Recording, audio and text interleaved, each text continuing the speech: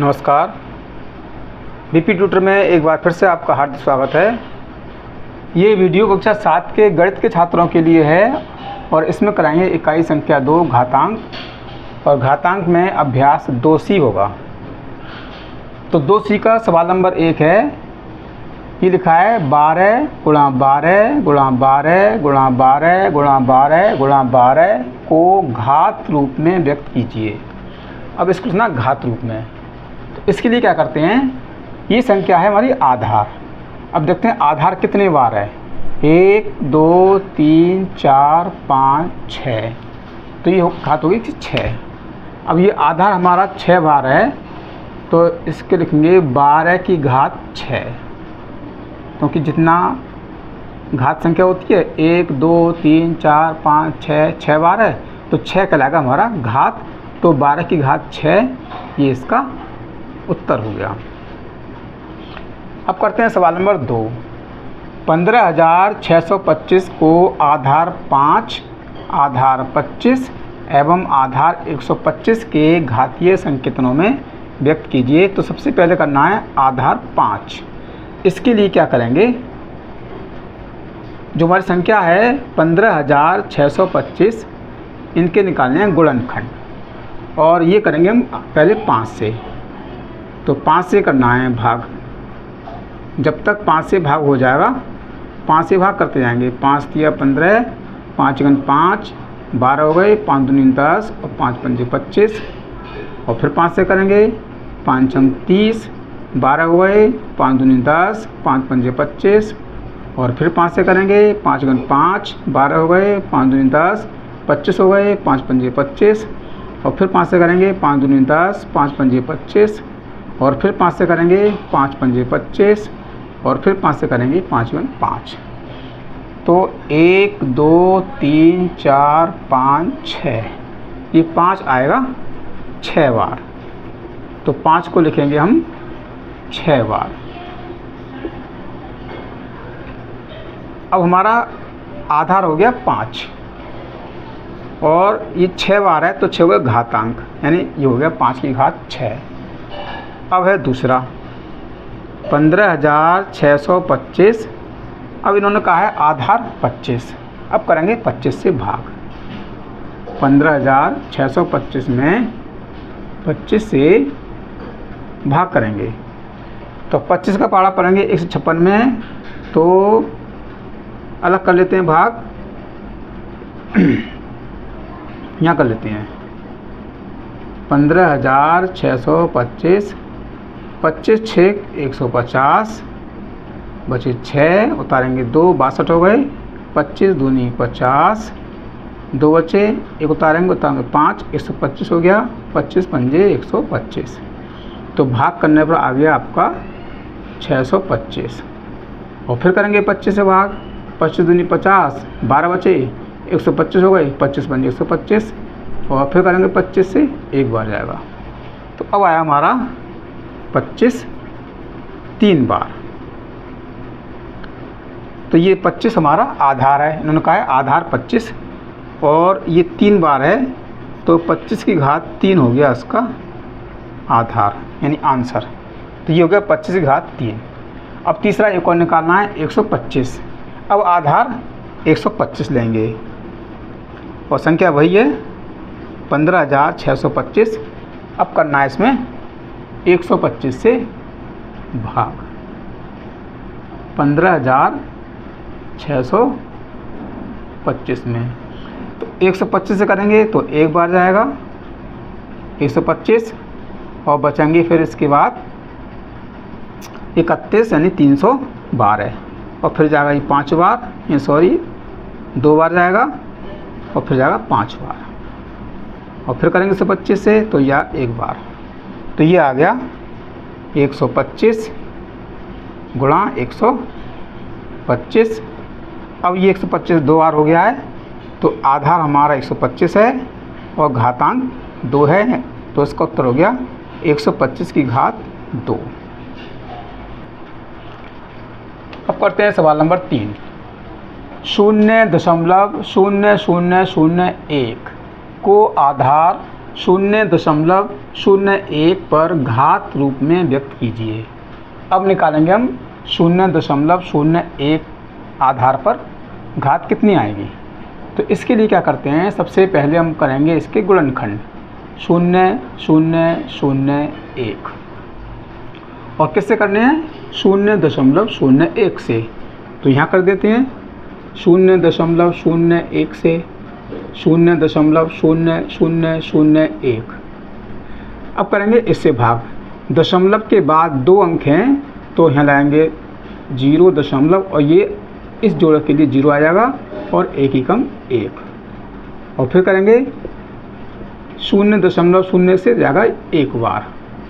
तो ये आगे गुणनखंड इसके 0.01 गुणा 0.01।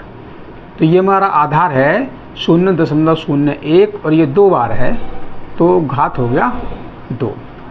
ये इसका आंसर हो गया।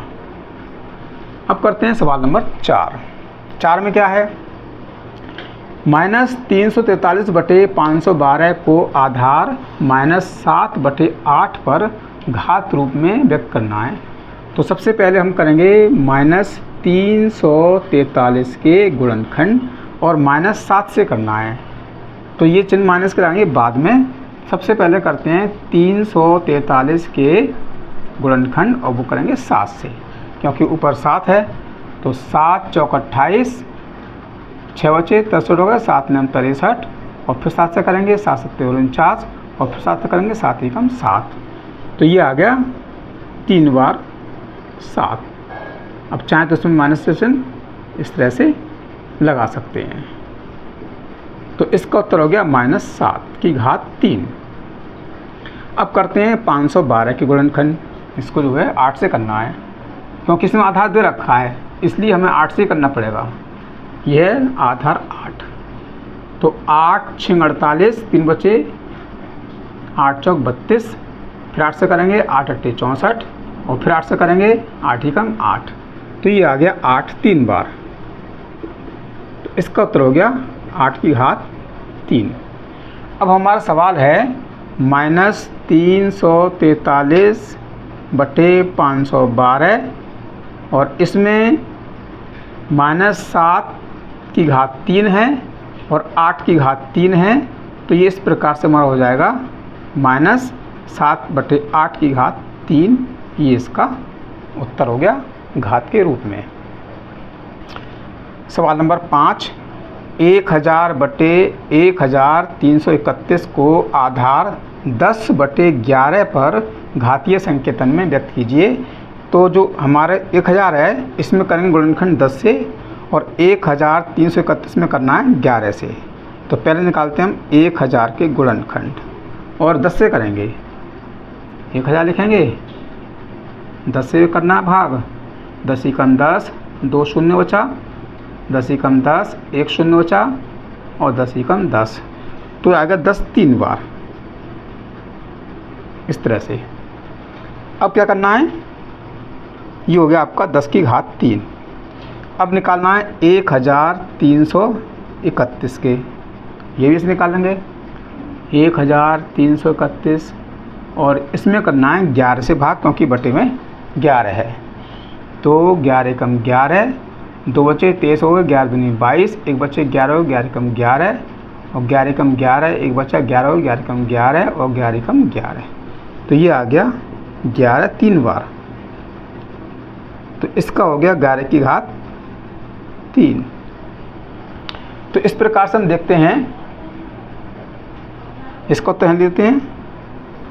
तो 1000/1331 बराबर 10/11 और ये 10 हमारा 10 की घात 3 है, 11 की घात 3 है। तो 10/11 की घात 3 हम आंसर लिख देंगे। तो ये इसका उत्तर हो गया। अब करते हैं सवाल नंबर 6, 1024/1089 को वर्ग रूप में व्यक्त कीजिए। अब इसको करना है वर्ग रूप में। तो इसमें सबसे पहले क्या करते हैं, 1024 के निकालेंगे गुणनखंड और उसके बाद निकालेंगे 1089 के गुणनखंड। तो सबसे पहले निकालते हैं हम 1024 के गुणनखंड। अब इकाई में 4 है तो ये सम संख्या है, 2 से कर लेंगे भाग, 2 पंजे 10, 2 एकम 2, 2 दूनी 4, फिर 2 से करेंगे, 2 दूनी 4, एक बचा 11 हो गए, 2 पंजे 10, 2 छः 12, 2 से भाग करते जाएंगे, 2 एकम 2, 2 दूनी 4, एक बचा 16 हो गए, 2 अट्ठे 16, 2 छः 12, 2 चौक 8, 2 तियाँ 6, 2 दूनी 4, 2 एकम 2, एक बचा 12 हो गए, 2 छः 12, 2 अट्ठे 16, 2 चौक 8, 2 दूनी 4 और 2 एकम 2। तो ये हो गया इसके गुणनखंड। अब देखते हैं कितने बार हैं, 1 2 3 4 5 6 7 8 9 10, ये 2 के गुणनखंड हो गए 10 बार। तो 1 2 3 4 5 6 7 8 9 और 10। अब इन्होंने कहा वर्ग रूप में, तो वर्ग में क्या होता है, 2 संख्याओं के जोड़े बनते हैं, 2 समान संख्याओं के जोड़े, एक ही बन गया, एक ही हो गया, एक ही हो गया, एक ही हो गया, एक ही हो गया, और हर जोड़े में से एक संख्या लेंगे। तो इस प्रकार से हमारा ये क्या है, गुणनखंड। 2 दूनी 4, 4 दूनी 8, 8 दूनी 16 और 16 दूनी 32। तो ये आ गया आपका 32। अब क्या करना है, 1089 के करने हैं गुणनखंड। यहाँ निकालते हैं आपकी सुविधा के लिए 1089। अब इकाई में हमारी है 9, यानी विषम संख्या है। तो जब विषम संख्या होती है तो वो 2 से विभाजित नहीं होती है। अब देखेंगे 3 से विभाजित है या नहीं है। तो इसके लिए क्या करेंगे, अंकों को जोड़ेंगे। अगर अंकों का जोड़ 3 से कट जाएगा तो ये संख्या 3 से विभाजित है। तो 9 और 8 17 और 1 18, 18 और 3 से कट जाएगा तो ये 3 से विभाजित है। 3 तिया 9, एक बच्चे 18 हो गए, 3 छंग 18 और 3 तिया 9, और फिर 3 से करेंगे, 3 एकम 3, 3 दूनी 6, 3 एकम 3, और ये कटता है केवल 11 से, 11 एकम 11, एक बचा फिर 11 हो गए, 11 एकम 11 और 11 एकम 11। तो ये आपका आ गया 3 गुणा 3 और 11 गुणा 11। अब बनाएंगे इनके 2 समान संख्याओं के जोड़े, एक जोड़ा ये बन गया, एक ये बन गया। तो इसका उत्तर आ गया, एक इसमें से लेंगे, एक इसमें से लेंगे, तो 11 तियाँ 33।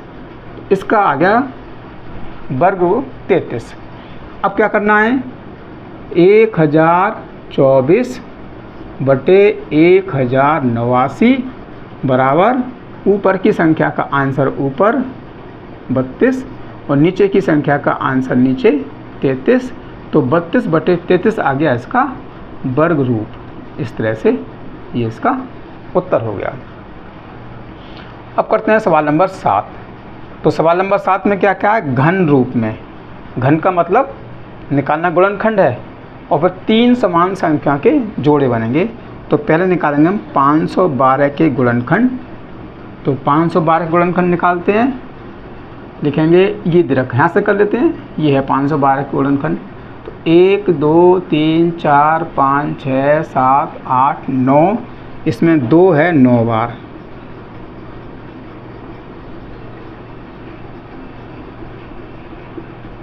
एक 2 3 4 5 6 7 8 और 1 9, ये हो इसके गुणनखंड।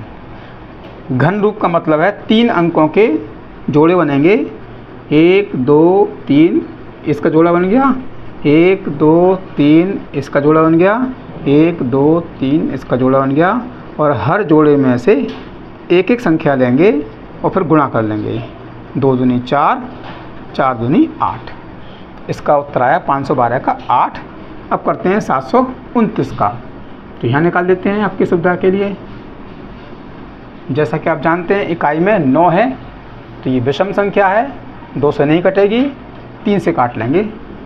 3 दूनी 6, एक बचा 12 हुए, 3 चौक 12, 3 तिया 9, और फिर 3 से करेंगे, 3 अट्ठे 24, 3 एकम 3, फिर 3 से करेंगे, 3 दूनी 6, 3 सत्ते 21, 3 एम 27, 3 तिया 9 और 3 एकम 3। 1 2 3 4 5 6, तो ये आ गया इसका 3 6 बार। तो लिखेंगे 729 और 3 को लिखेंगे 6 बार। और उसके बाद 3 समान संख्याओं के जोड़े बनेंगे। 1 2 3 इसका जोड़ा बन गया, 1 2 3 इसका जोड़ा बन गया, और जोड़े में से लेंगे एक एक संख्या और गुणा कर लेंगे 3 3 9। अब इसको तरह लिख देते हैं क्योंकि जगह कम है, तो लिखेंगे 512 बटे 729 बराबर ऊपर की संख्या का आंसर यानी 8 ऊपर और नीचे की संख्या का आंसर 9 नीचे, और ये है 3 बार यानी घन रूप का है, इसलिए लिखेंगे इसको 3 घात में 3 बार लिखेंगे यानी 3 आ गया। 8 बटे 9 की घात 3। अब ये घात 3 क्यों आया? क्योंकि घन रूप में लिखना है, तो घन रूप में आता है घात 3 और वर्ग रूप में आता है घात में 2। अब करते हैं सवाल नंबर 9। प्रश्न संख्या 9 से 11 में सही उत्तर का विकल्प छांटिए। इसमें 4 विकल्प दे रखे हैं और देखना है कौन सा विकल्प सही है। तो पहला क्या है सवाल नंबर 9, 0.000001 का वर्ग रूप होगा। इसका निकालना है वर्ग रूप। तो जैसा कि जानते हैं कि वर्ग रूप निकालने के लिए 2 समान संख्याओं के जोड़े बनते हैं। तो इसमें लिखेंगे 0.1 2 3 4 5, ये 5 बार 0 और 1 है। तो इसमें हम डायरेक्ट कर सकते हैं, इसमें क्या है वर्ग रूप।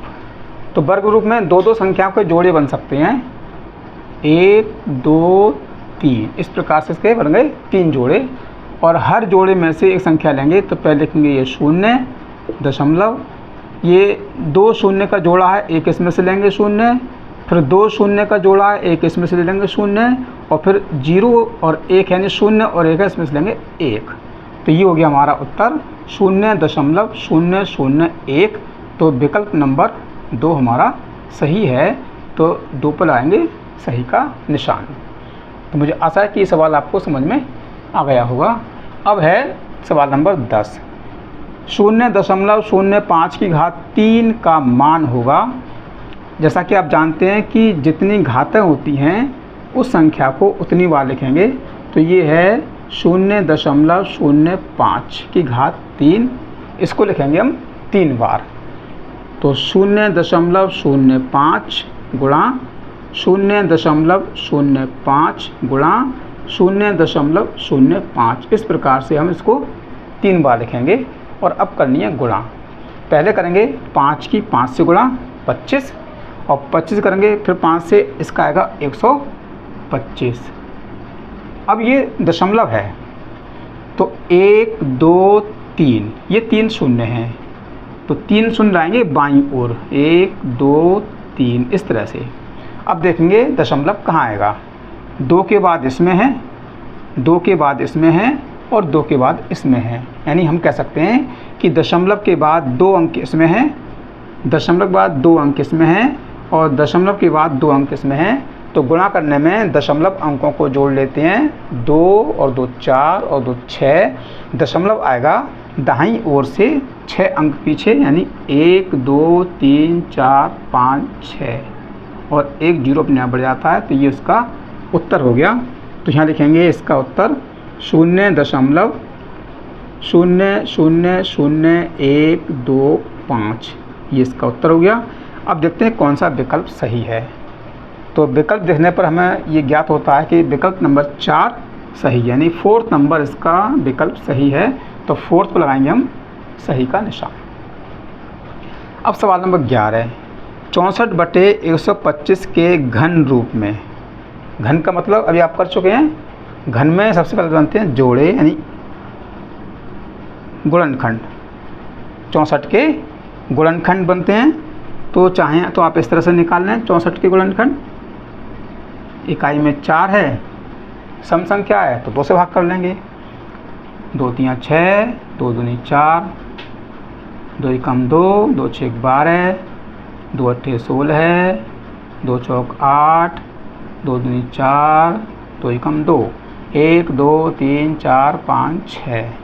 तो इनके आएंगे 2 लिखेंगे हम 6 बार, इस तरह से।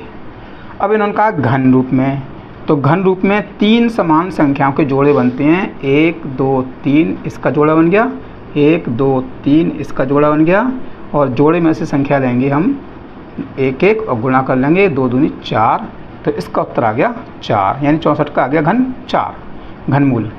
अब निकालना है 125 के गुणनखंड, तो 5 गुणा 5 गुणा 5, 3 बार 5 आएगा, 5 पंजे 25 और 25 पंजे 125। तो इस तरह से बनाएंगे 3 संख्याओं के जोड़े, 1 2 3 ये समान संख्याएं, जोड़े में संख्या लेंगे तो 64 का आया घनमूल 4 और 125 का आ गया 5। अब यहाँ जगह नहीं है तो यहाँ कर लेते हैं, 64 बटे 125 का घन रूप होगा 4 बटे 5, तो ये 4 बटे 5 इसका घन रूप हो गया। तो ये 4 बटे 5 आंसर आ गया। अभी देखते हैं कौन सा विकल्प सही है। तो विकल्प नंबर फर्स्ट में है 2 बटे 5, और विकल्प सेकंड में है 4 बटे 5, और थर्ड में है 8 बटे 25, और फोर्थ में है 4 बटे 25।